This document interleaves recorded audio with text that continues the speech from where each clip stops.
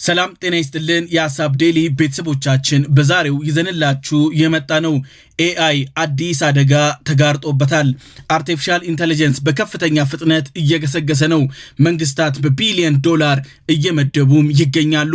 የብሔራዊ አጀንዳቸውም አድርገውታል። ኩባንያዎች ከዚህ በፊት ያልታየ ትልልቅ ሞዴሎችንም እየገነቡ መጥተዋል። ዓለም አሁን የኤአይ ፉክክር ውስጥ ገብቷል። ከጀርባ ግን ያልታየ አዲስ አደጋ ይዞ እየመጣ ነው። ዛሬ ላይ ኤአይ ከስራችን እስከ ትምህርት ገበታችን፣ ጤና፣ መዝናኛ ድረስ ዕለት ከዕለት የህይወታችን አንዱ አካል እየሆነ መጥቷል። ያለ ኤአይ የሚሰራ አንዳችም ስራ አሁን ላይ የለም። ኤአይ አስደናቂ እድገት ቢያሳይም ከጀርባው ልብ ያልተባሉ ጉዳዮች አሁን አሳሳቢ እየሆኑ መጥተዋል።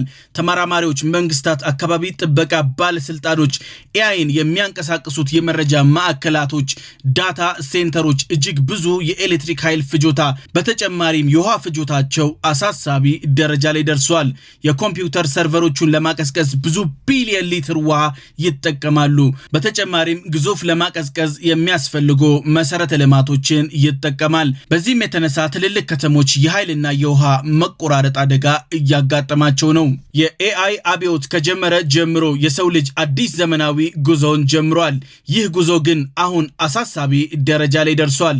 እንዲሁም በተፈጥሮ ሀብት ላይ የሚያሳየው ተጽዕኖ እጅግ ትልቅ እየሆነ መጥቷል። አሁን ተጽዕኖን መመርመር እንዲሁም ዘላቂ መፍትሄ ሊፈለግለት የግድ ይላል። ኤአይ ግን እጅግ ከቀን ወደ ቀን እየጨመረ እያደገ ፍላጎቱም በእጥፉ እያደገ መጥቷል። የተባበሩት መንግስታት ዩኤን አዲስ ሪፖርት አውጥቷል። ጠበቅ ያለ ማስጠንቀቂያንም አዝሏል። የኤአይ የመረጃ ማዕከሎችን ለማቀዝቀዝ ብቻ ከ1.3 ቢሊዮን በላይ ውሃ እየተጠቀሙ ይገኛሉ። ለመኖሪያ አካባቢዎች በአመት የማይጨርሱትን ፍጆታ ፉት እያለ ይገኛል። በዚህም የተነሳ መፍትሄ ይበጅለት እያለም ጭምር ነው። ይሄም በተፈጥሮ ሀብት ላይ ጫና እያሳደረ ነው። ኤአይ እውነተኛ ዋጋው በገንዘብ ባይለካም ፍጆታው ግን መንግስታትን እያሳሰበ ይገኛል። ኤአይ የሰውን ልጅ እስከዛሬ ድረስ ከሰራቸው ቴክኖሎጂዎች እጅግ ምጥቁ የተባለም ጭምር ነው። ኤአይ ኢሜሎቻችንን ይጽፋል። ለበሽታዎቻችን ምርምርና መድኃኒት ፈውስም ያገኛል። አየር ሁኔታዎችን በተቀራረበ መንገድ ይተነብያል።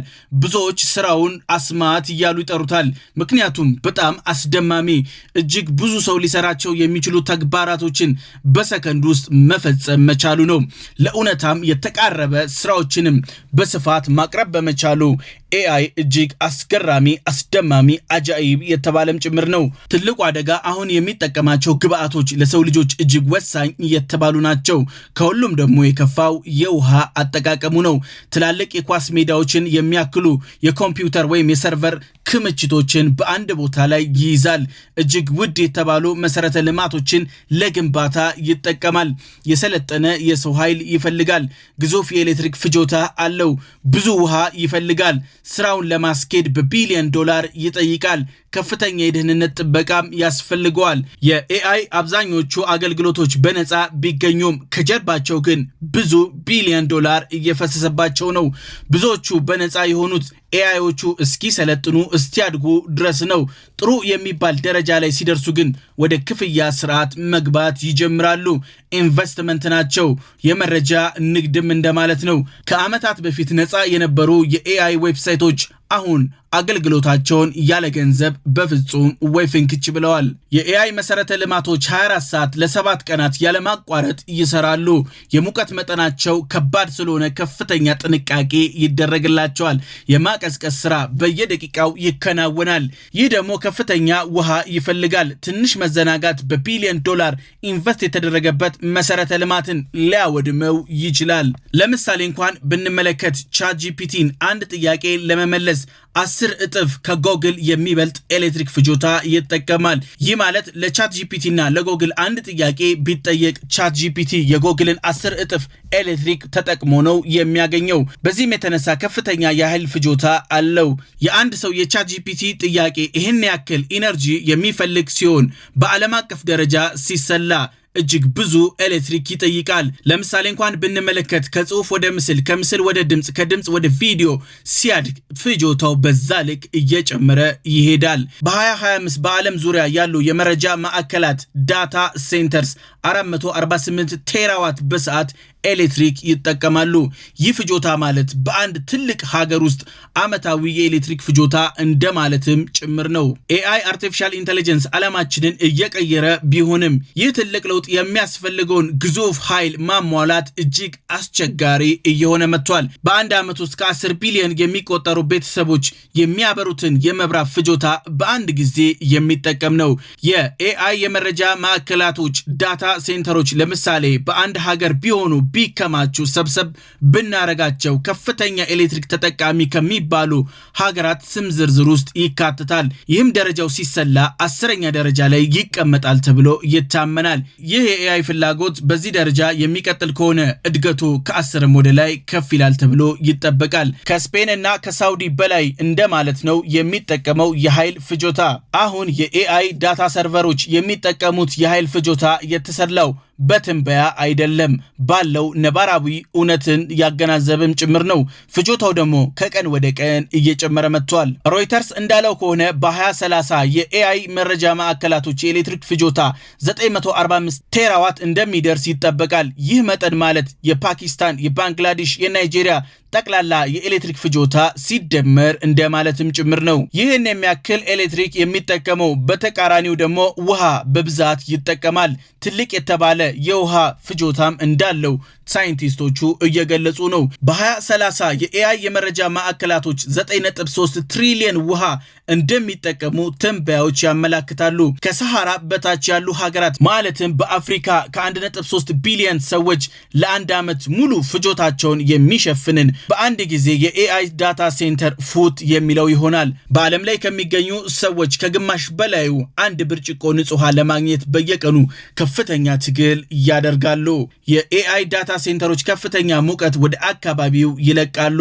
በስነ ምህዳሩ ላይ ከፍተኛ ተጽዕኖም እያሳደሩ ነው። ተመራማሪዎች ባደረጉት ጥናት አንድ የመረጃ ማዕከል ዳታ ሴንተር ስራ ሲጀምር በአካባቢው ያለው መሬት ገጹ በአንድ ጊዜ 2 ዲግሪ ከፍ የሚል ሙቀት ይሰማዋል።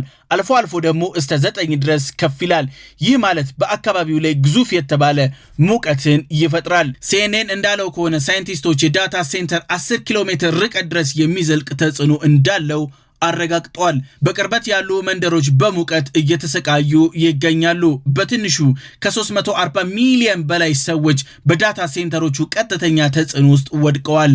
ቢቢሲ በሰራው ዘገባ ባለፉት ዓመታት ብቻ የኤአይ ዳታ ሴንተሮች አካባቢ ላይ ያሉ መንደሮችን ከፍተኛ ዋጋ እያስከፈሉ ነው። በአሜሪካ የጆርጂያ ግዛት ነዋሪዎች እንዳሉት ከሆነ አንድ የሜታ የመረጃ ማዕከል አለ። በዚህም ምክንያት ከ350 ሜትር ርቀት በላይ የሚገኙ የውሃ ጉድጓዶች ሙሉ በሙሉ ደርቀዋል። ተጽዕኖ እጅግ ከባድ የተባለ ሆኗል። ነዋሪዎች ቅሬታቸውን ማሰማት ጀምረዋል። በአስቸኳይ መፍትሄ ይፈለግለት እያሉም ጭምር ነው። የምንጠጣው እየተቸገርን ነው። አሁን የህልውና ጉዳይ እየሆነብን ነው ብለዋል። ኤቢሲ ኒውስ እንዳለው ከሆነ ከቅርብ ጊዜ ወዲህ እንደሚስተዋለው ከ71% በላይ የአሜሪካ ነዋሪዎች በአካባቢያቸው የኤአይ የመረጃ ማዕከል እንዳይገነባ ተቃውሟቸውን ማሰማት ጀምረዋል። ይህ ከአካባቢያችን ይራቅ እያሉም ጭምር ነው። I have a jar right here. This is the current drinking water in Morgan County, Georgia. Right after a data center was constructed, the Meta data center was constructed, the only difference between the clean water and this was that data center. I have another one as well. So this wasn't just one well. These wasn't just one family's situation. This is what the drinking water now looks like. በኒውክሌር የኃይል ማመንጫ እና በኤአይ የዳታ ሴንተሮች ብቻ የሚለቀቁ የካርበን ልቀቶች እየጨመሩ መጥተዋል። ከ208 ሚሊዮን ቶን በላይ በየጊዜው ወደ ከባቢ አየር ይለቀቃል። በመሬት ውስጥ የሚገኙ እጅግ ውድ የተባሉ ማዕድናት ሬር ኤርዝ ሚነራል በከፍተኛ ደረጃ ይጠቀማሉ እነዚህ ዳታ ሴንተሮቹ። ይህንን የአቅርቦት ሰንሰለት ደግሞ ለማሳለጥ ሲባል ከፍተኛ ቁፋሮና ለፕሮሰሲንግም ከፍተኛ ኬሚካሎች ወደ አካባቢው እየተለቀቁ ነው። በዚህ በዚህም የተነሳ መልክዓ ምድሩ ሌላ ችግር ውስጥ እየገባ ይገኛል። ቻይና በበላይነት በዚህ ብክለት እየተጠቃች ነው። በዓለምም አንደኛ የሚባል ደረጃ ላይ እየደረሰች ነው። ቻይና ሬር እርዝ ሚነራልን ሪፋይን በማድረግና በመላክ አንደኛ ደረጃን ተቆጣጥራለች። አንድ ኤአይን ቋንቋን ለማሰልጠን ከ200 እስከ 300 ቶን ካርበን ዳይኦክሳይድ ያመነጫል። ይህ መጠን ማለት ስናሰላው ከኒውዮርክ እስከ ቤጂንግ የሚደረጉ 125 የመመላለስ በረራዎችን የሚያክል ካርበን በአንድ ጊዜ የሚለቅ ነው። ኤአይ ጸጋም በረከትም መርገምትም በአንድ ጊዜ ይዞ መጥቷል። የሐሳብ ዴሊ ቤተሰቦቻችን የዛሬው ይህን ይመስል ነበር። በቀጣይ በሌላ አጀንዳ እስከምንገናኝ ሰላም።